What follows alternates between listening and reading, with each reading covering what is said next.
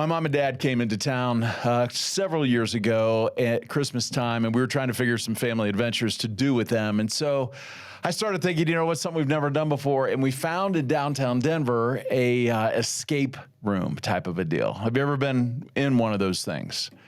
Well, it was our first time, and so we checked it out, went, paid the money. The guy gave us a little briefing and put us inside of a room and locked the door. And I didn't know what to expect. I didn't know if this was going to be fun, if this was going to be stupid and we couldn't wait to get it done, or if this was owned by an axe murderer and we were on one of those kind of movies and we were never to be seen again. But we started to work together as a family and, of course, had some of those family dynamics of who was going to be the person to solve it and who was going to be the person to do this. We finally figured out that we needed to work together.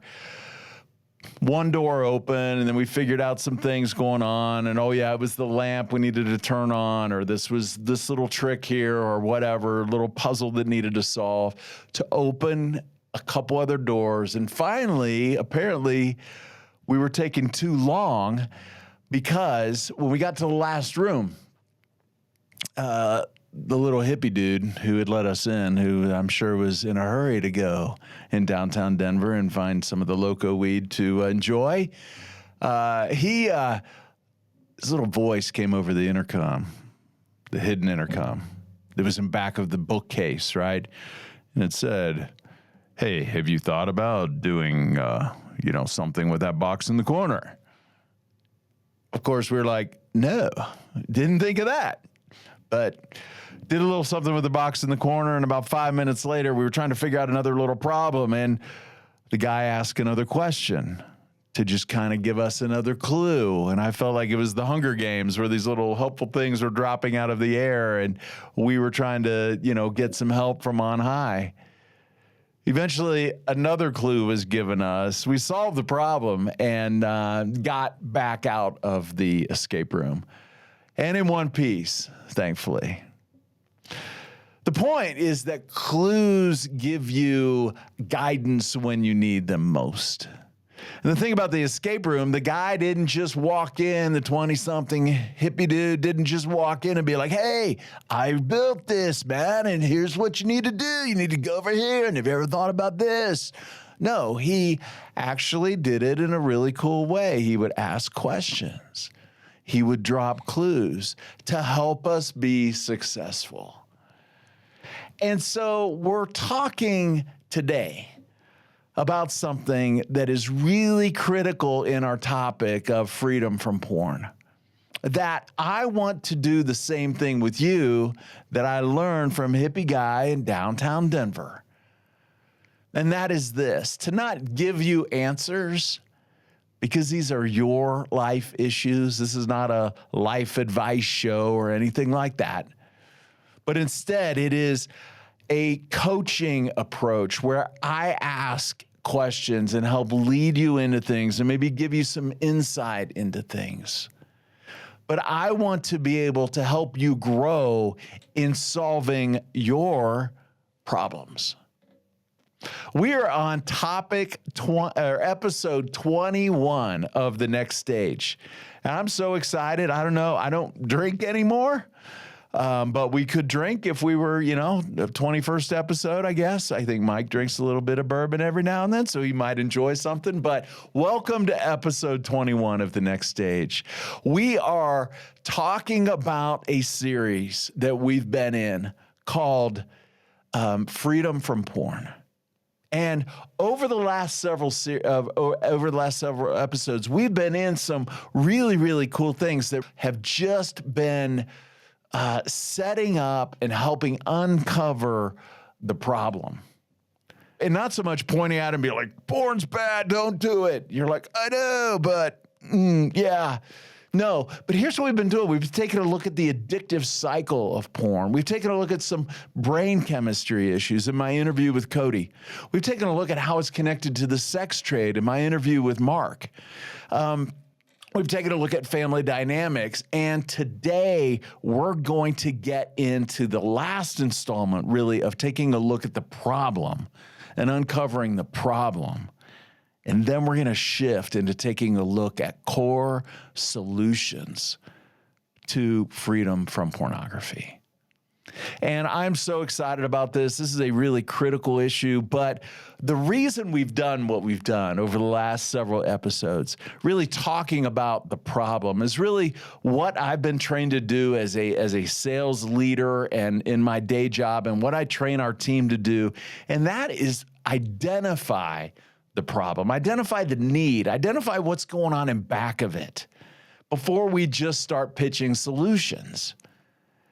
The best thing about doing what I do in my day job and in my career is that I get to understand what's happening in our clients' world. I get to understand what's going on in their business, how it impacts these different parts, what a solution would mean to them, and then we move into the solution. And that's exactly what we've done over the last several episodes of The Next Stage in this series, Freedom from Porn. And that's what we're doing here today.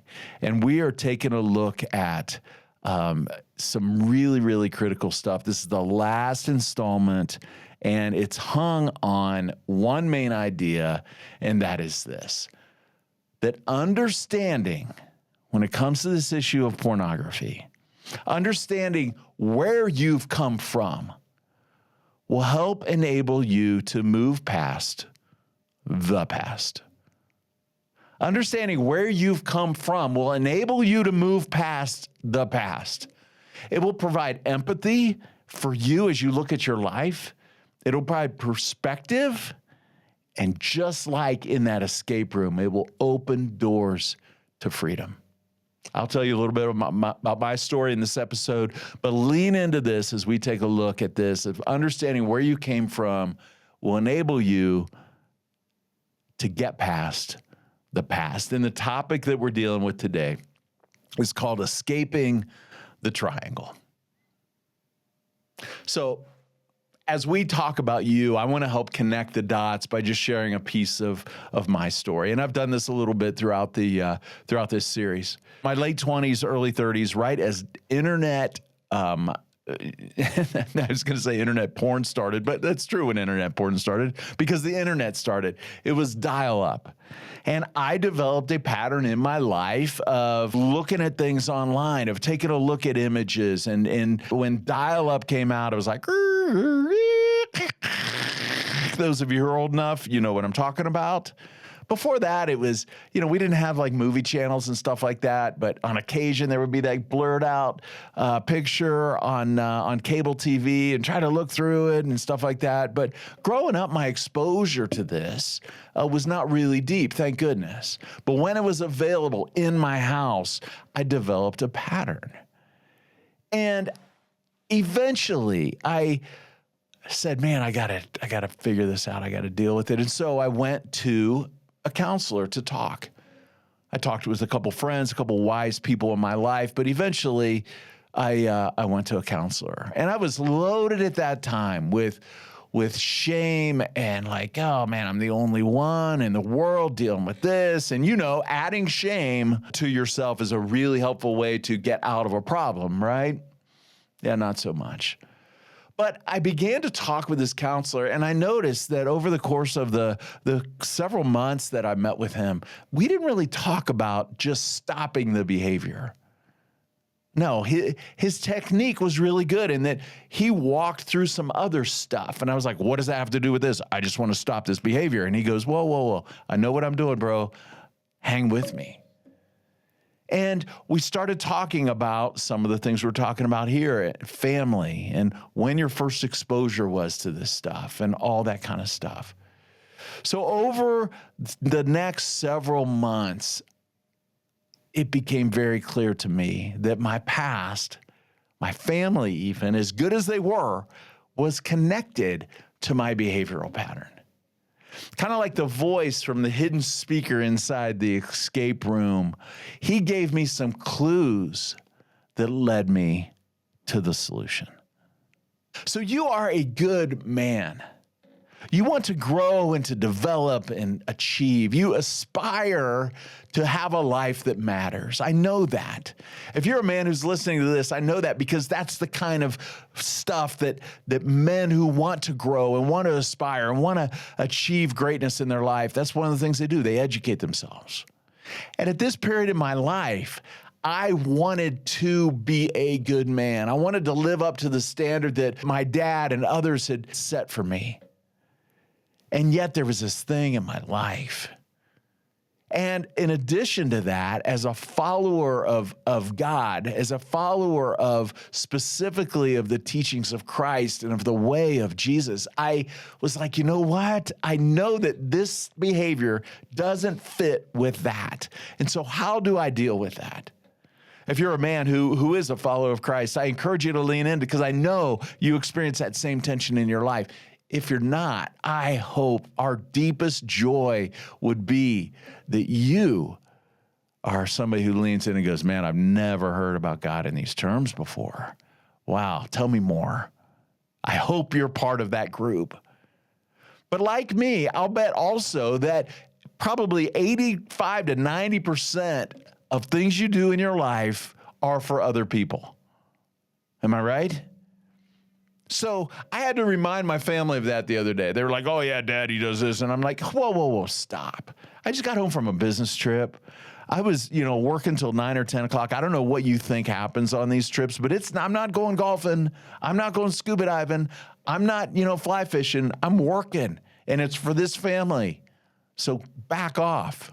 And they were like, well, you don't have to be that guy. And I'm like, hey, most of what I do is for our family.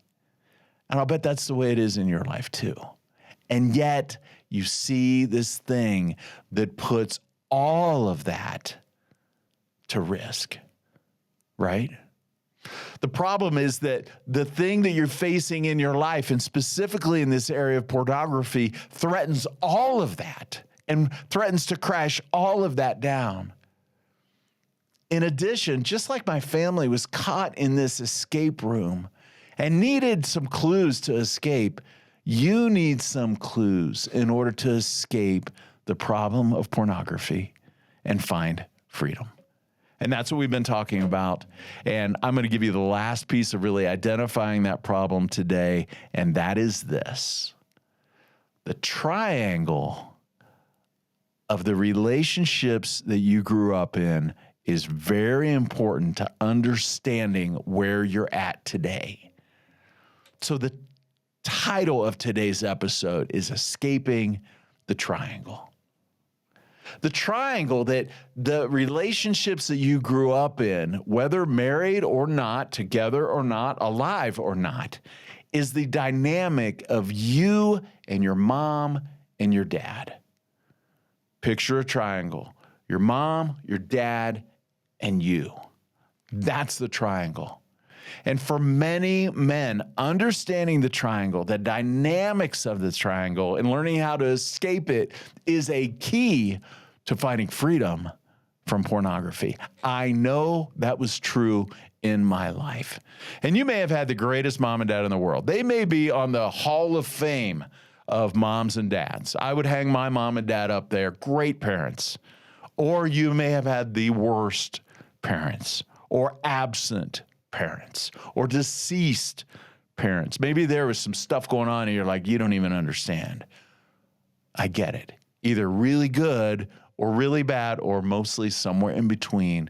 That triangle of your mom, your dad, and you is really important to understand escaping the triangle and finding freedom from porn. Let me paint a picture for you of what I'm talking about. The first is the triangle scenario of the mom triangle. Let me describe this scenario, okay? Mom, growing up, was just wonderful, and she really connected with you as a young boy. She was emotional. She had, some happiness. She had joy. She had all those things. She was a relator, and guess what? So were you. And so as a son, you really had a connection with your mom. And that is great. As you're a young boy growing up, you and your mom are just connected. Maybe you felt deep emotion. Maybe she did too, and you related on that level. But here's the problem with that triangle. Maybe your dad wasn't that way. Maybe your dad was less emotional, less dialed in. Maybe you spent a lot of time at work. Maybe where your mom was more emotional, your dad was more analytical, and she didn't really relate to him. In fact, your dad was gone or working or maybe not in the picture at all. But you and your mom had this cool relationship. Well, eventually your mom starts to confide in you because she relates to you so well. And she starts talking to you about her relationship with your dad and how it's not going well. And she starts to share some things with you. And it feels really good, like love. When you're a early adolescent, you kind of just develop this relationship, and she shares her needs with you, and you start to lean into that. And all of a sudden, it gets a little weird because your mom starts to confide in you and comes to you. And what happens as a result is that you begin to carry her emotional baggage. You begin to identify, and you don't even know this at this point in your life, you begin to identify as somebody that's got to fix your mom. You've got to carry your mom. You've got to be there to meet your mom's emotional needs. What she has done with you is triangulated with you away from the person in her life who was made to do that, your dad. And even your dad, he can't carry all of those emotional needs, but he is certainly more equipped because he's an adult. Who are you? You're a kid. You're a young teenager. This, in my experience, I've talked to men who are carrying this into their 20s and their 30s. Their mom has triangulated with them and allowed their sons to meet their emotional needs. Follow me here? Your mom has displaced this connection with your dad and connected with you emotionally. Check out this quote by Jay Stringer from his book Unwanted on page 49. You can read it yourself. Triangulation is a form of emotional incest and has profound effects on the development of one's individual and relational self. Triangulation is emotional incest. Gross, right? Yes. Yuck. Gross. I would never describe that. And that's what it is. It's connecting here on an emotional level that you were not made for. How does that connect to pornography? It's very simple. We begin as adult men to go to women on the internet or in relationships that are even in the prostitution arena. We begin to go to women sexually to meet unwanted connection needs. We begin to go to women because we want that connection. We want that, and we don't know how to work that out in healthy ways, and so we do it in unhealthy ways. That's what the triangulation scenario is with a mom. Recognize that in your life? Maybe you're like, no, dude, that's not me. Maybe, but maybe it is.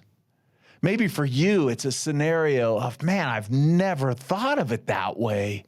What felt like love was really a horrible load that I had to carry, right? Because you were a kid and you were not made to carry that load. Happens with dads too. Here's the second scenario. It's the dad triangle scenario, okay?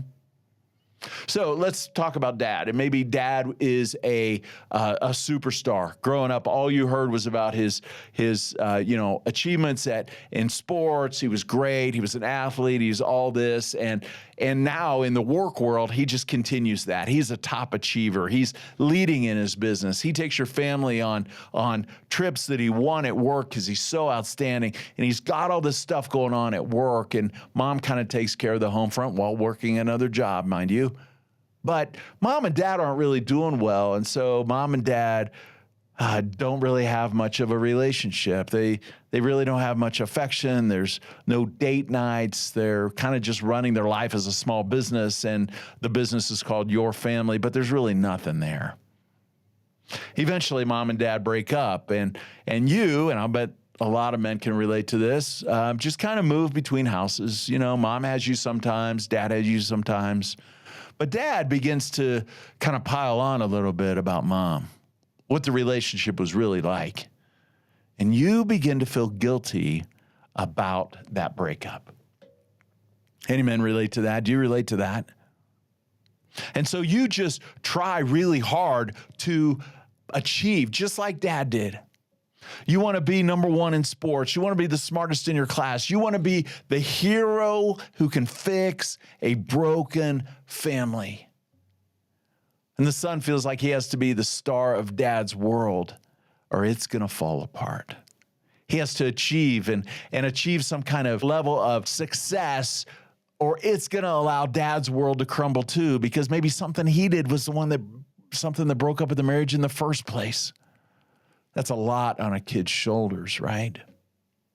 Maybe you can relate to that as you think about growing up. There's a lot on a kid's shoulders. And without knowing it, what happens in this scenario is that the dad triangulates with the son. And the son feels like he's got to come in and do the job.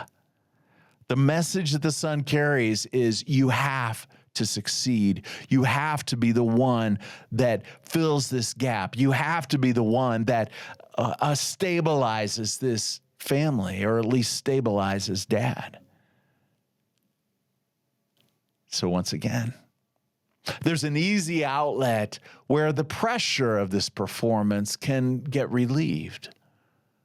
Right? There's a place where the son can go where he feels like he doesn't have to perform. In fact, others perform for him. Where would that be? Oh, yeah. Pornography. Because as we've said before, it's anonymous, seemingly anonymous, affordable, and available. I say seemingly anonymous because it's totally not. The algorithm knows you, Big Brother knows you, but it feels anonymous. And it's affordable and it's available. I mean, it's one click away. That's what triangulation with dad feels like. Statistics from Jay Stringer that in his research that he did in Unwanted, again, around chapter 40 on triangulation, he says that 45% of his research group had their mothers confide in them about their frustrations with their lives or spouses.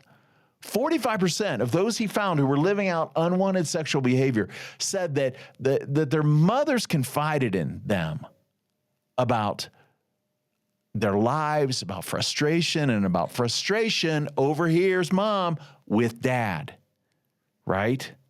24% of fathers confided in their kids about frustration with their lives or about their spouses. But he says that triangulation or emotional enmeshment occurs when there is a breakdown in a marriage relationship and a child is brought in to fill the emotional emptiness. In triangulation, a child is groomed to be a bomb for his mother or father, thus developing an identity in reference to his parents' needs. Makes perfect sense, right? Mom's over here, dad's over here, kids over here. In a healthy marriage, mom and dad would support each other. In a really healthy marriage, mom and dad would go to God, who meets all of their needs. And then out of that being filled up, they can relate to each other. Then they can support the kid. In this messed up triangulation scenario, this filling isn't going on here. Instead, mom isn't even in relationship with dad. Mom goes to the son. Or dad goes to the son, and the son has to figure out how to do it on his own. So many men I talk to, so many men have been caught in the triangle. Do you see what's at stake here? Do you see what's at stake? It's like escaping that escape room, right? maybe we need some clues to like, oh my gosh, maybe this is the first time you're listening to this and you're like I did the first time I heard this, the lights came on. I was just like, whoa, tell me more about that. And I began to read about it. And then I began to talk to other men who are like, this happens all the time. Perhaps for you, you just need some clues, just like us in that escape room, to escape this triangle. Because I get it. I've worked through it. My counselor relationship, he helped me excavate the story of my life. And believe me, it was not fun. Was not fun. It took courage. It took fighting one of the fiercest battles of my life, and that was an emotional battle. But it was worth it. Why? Why was it worth it? For me, understanding where I came from enabled me to move past the past. It provided perspective. It gave me empathy to see where I was, how I was formed, generations deep, how this stuff worked, and it opened doors to freedom. So before we jump into some clues and dropping some clues to help you escape the triangle, I want to listen to my longtime friend, Chris Mann, as he talks about something that we have put together on the next stage, very practical tool to help you work through and find freedom from porn, freedom in this area, escaping this triangle. They're called Sherpa Freedom Groups. Let's take a listen to Chris as he gives us some info about this. Man, are you tired of the struggle you know is holding you back? And I mean at the bone and marrow level of your soul. Hey guys, this is Chris, one of the producers at the Next Stage podcast for men. Your struggle could be an addiction to pornography, or it might be something else like drinking or eating, gambling, whatever. And you've heard Rob talk a lot about this. Recovery starts when you get sick and tired of being sick and tired. This struggle is taking its toll on your life and holding you back from quality relationships with your wife, your kids, and those you care about. Your struggle is also like a heavy ball and chain, weighing down your career and even your life purpose. If you're not sick and tired of being sick and tired, you're probably not ready for what I'm talking about here. But if you are seriously stinking sick and tired of being sick and tired, then I want to challenge you to join a Sherpa Freedom Group. So what's a Sherpa Freedom Group? Well, we're not just talking about white-knuckling this thing. We're talking about understanding why we have this struggle. We're talking about how to overcome it. We're talking about understanding what makes a man's passion, purpose, power, and perspective. And then we're doing the hard work together of transforming in men who are in control, not being controlled. And we're doing this in community, not in isolation. We're calling and emailing and texting and Zooming and personally meeting when possible, sending smoke signals, whatever it takes to personally connect and help each other accomplish what we all want. Wives who respect and trust us. Children who don't fear us. Employers and clients who can rely on us. We're putting together a Sherpa Freedom Group, and we want you on board. Go to Sherpa5280.com/Sherpa Freedom Groups right now and register for your spot today while they last. Again, Sherpa5280.com/Sherpa Freedom Group, or check out the show notes for the link. This will pay off not only for you, but for the people in your life that matter most. Aren't you all worth it? Men, I'm sick and tired of being sick and tired. Are you?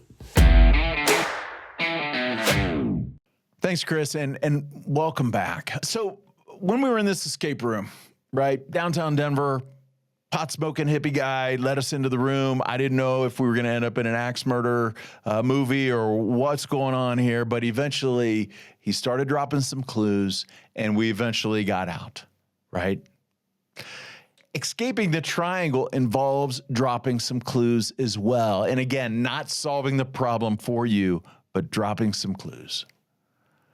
Clue number one is recognize this triangle. Recognize this triangle. Take a look back gain some perspective, understand your life. One way to do that is to very simply draw a triangle on a piece of paper and just graph out what was going on. And this isn't a gotcha, hate your parents kind of an episode. We don't do that around here. We take responsibility for our lives. One of the ways to do that is very simply to gain some perspective. Ask questions like, what would a healthy family relationship look like? What kind of relationships would mom and dad have? Maybe your dad wasn't there, and so you got to go really deep and be like, I don't know, never had a dad. I don't have a point of reference. But what would that look like? How would mom and dad relate to each other? How would they relate to me as a kid? So what would the healthy picture look like? And you might include God in there. I would encourage you to. Mom and dad know God. They're pursuing God. He's filling needs in their life. They relate to each other. Then they, out of being complete, full beings who are being really formed by God, they parent me. You might draw that out. Another question in this triangle, as you're taking a look at this, is what happened instead? So what happened with mom? Or what was going on with dad? And then how were you brought in as a kid to fill emotional needs? What alliances were there? Who had the power? Were you manipulated into being the family hero? Were you manipulated into being, like we talked about last time, the golden child? Last episode, we talked about being the golden child. Or did you turn into the black sheep? Kind of what was just going on there? Who had the favor, and did you have to work to keep it? Key question here. What messages did you receive through these interactions? Either verbally or non-verbally. Was the message, I have to be perfect? Was the message, I have to support mom? I got to take care of mom's needs. I got to fix mom. I got to fix dad. I've got to support my family. I can't screw up. What kind of messages did you receive? How did that affect you? And then related to this issue, how did it set the stage for you to fall into a pattern of pornography? Last question. How can you take responsibility for your life and act differently as a mature adult man? Tough set of questions. I challenge you to walk through them. Stop right now, grab a sheet of paper, rewind however many minutes that was, and recognize the triangle. Clue number 2. It's like we're in the Hunger Games. Here comes clue number 2 out of the sky. Pause. Not P-A-W-S like animals, P-A-U-S-E like stop. Okay? Don't act on the information you have. Don't call mom up. Be like, Mom, I just discovered it. I listened to Rob Stout on the next stage and you incested me emotionally. Please, oh my gosh, don't do that. Don't go to your dad and be like, Dad, I was listening to Rob. They'll come after me, dude. I don't want your dad on my front porch. I don't even want your dad to know where I live, frankly. Here's the thing. Don't react. Don't call your dad and say, Dad, I'm a reprobate because of you, man. No. Stop. Pause. Don't go off half-cocked, right? I've done that, and I left some tire tracks on people. Don't do it. Instead, stop and pause. Clue number 3, get wise counsel. Get wise counsel. Not from just the people who are around you, okay? Because chances are, if you're listening to this podcast, you're smarter than them already, right? I hope so anyway. Find people who are farther down the road than you. If you're in high school, find someone who's in college. If you're in college, find someone who's in their 20s or 30s or 40s. Develop relationships with men who are farther down the road than you. Maybe it's a small group you're in and you're like, oh my gosh, this stuff is really good. I need to run some of this by some of these guys. Maybe it's a pastor. Maybe it's a life coach. Maybe you're in one of the Sherpa Freedom groups and you're like, I got to ask these guys because these guys we're all kind of moving the same direction. That's the beauty of those kind of things. We're not just here pitching stuff to you all the time going, hey, buy product X. No, they're developed to help you have wise counsel in your life. So important. Wise counsel. So number one, recognize the triangle. Number two, pause. And you pause maybe a couple months. It may be a long time. It's probably not 5 minutes.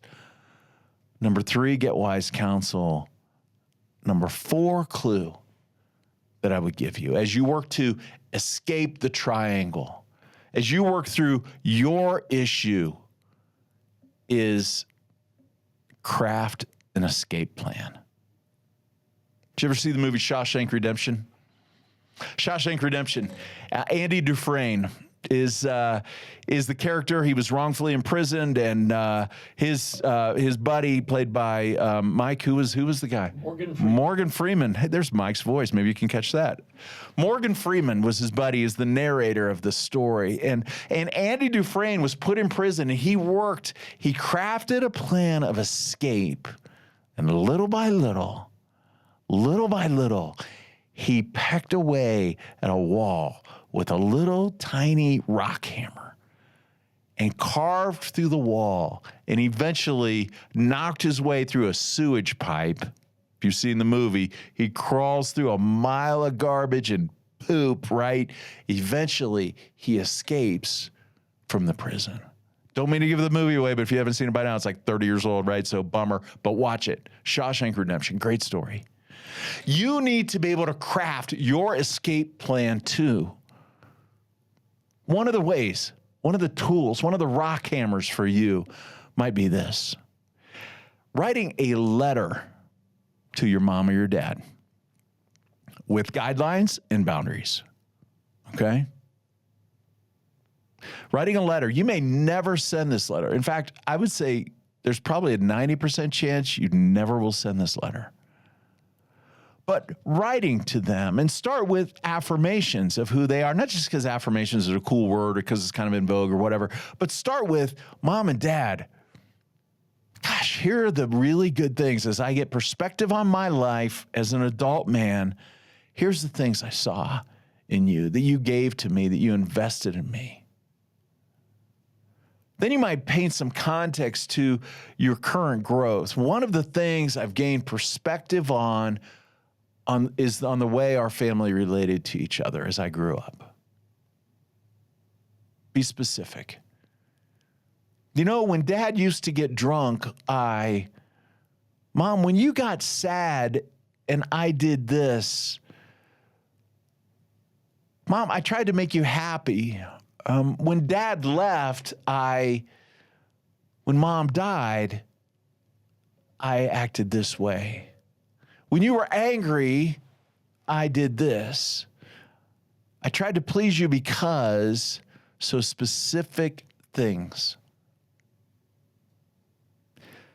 And then out of those specific things, the phrase, you know, this kind of set me up as a kid to operate in ways that were not so appropriate. Specifically, you tried to meet Mom's needs.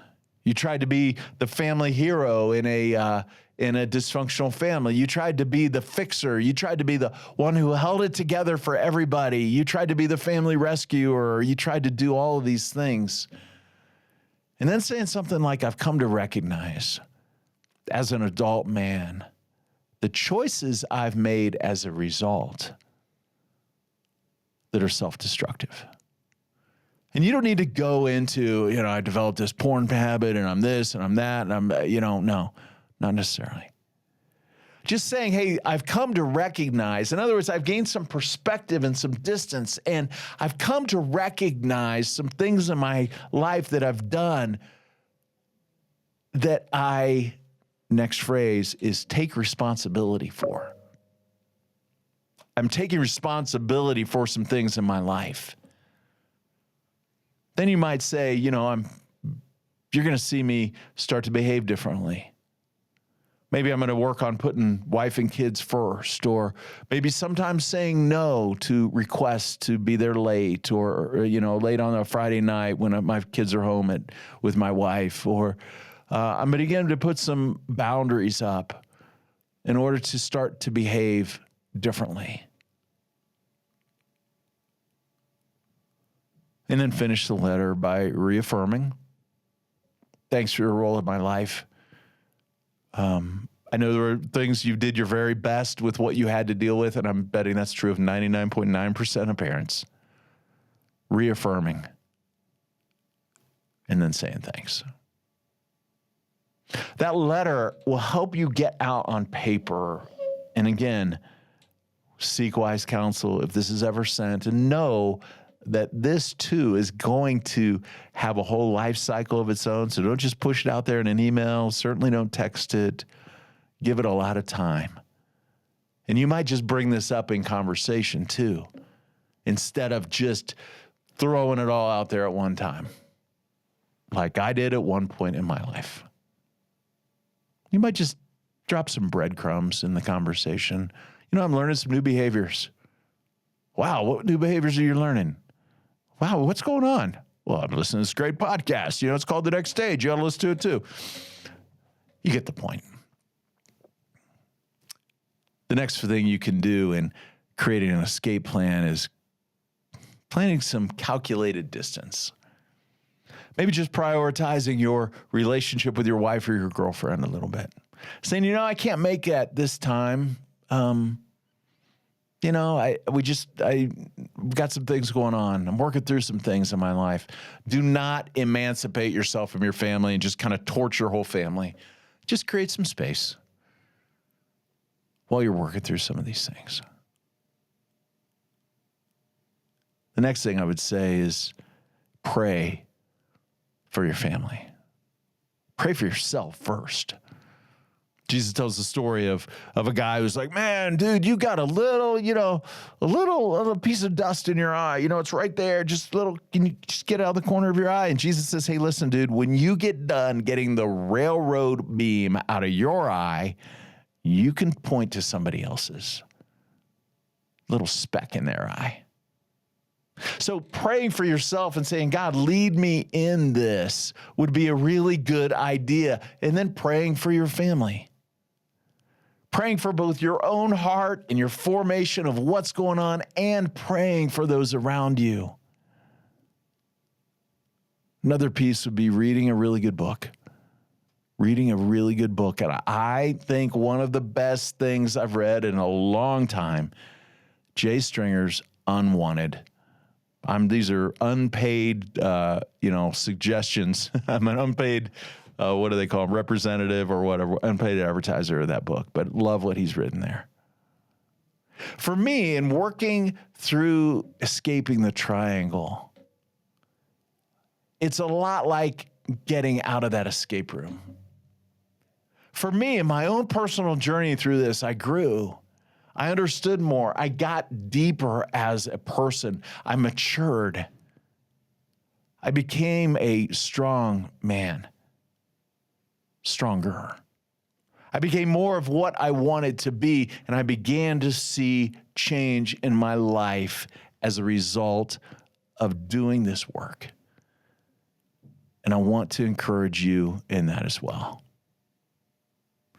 The thing I want to encourage you to do is to very seriously consider what Chris talked about earlier with being part of one of our Sherpa Freedom groups. Go to Sherpa5280.com/Sherpa Freedom Groups, plural, by the way. Sherpa Freedom Groups.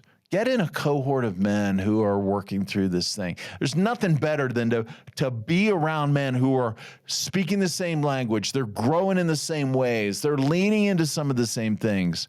If you have any questions, email me. I would love to engage a conversation with you. Email me at thenextstage@sherpa5280.com. So where we've been on this episode is the idea of understanding where you came from enables you to move past the past. Understanding where you came from, it enables you to move past the past. It gives you perspective, it gives you empathy, and it opens the door to freedom. Around here, we call it the gold nugget, but really what it is, it's the foundational truth that this whole thing is built on. This whole episode is built on something that I want to give you, and perhaps the conversation will have led you to going, man, this applies in a whole new way. And it's a verse out of the book of Romans in the Bible, in the New Testament, written by the first century leader, one of the biggest first century leaders of the early Christian church, named Paul. He writes this to Rome, the superpower of the world at that time, Romans 8, verse 28.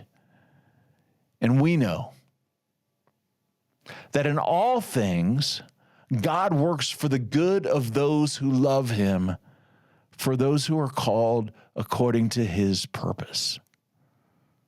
Put that in the context of what we've just talked about, escaping this triangle. We know that in all things, God works for the good of those who love him, who have been called according to his purpose. Romans 8:28. In other words, nothing is wasted. As you look back at your life, you're like, this is a jacked up triangle, man. It's not even a triangle. It's broken. It's like in pieces all over the place. No.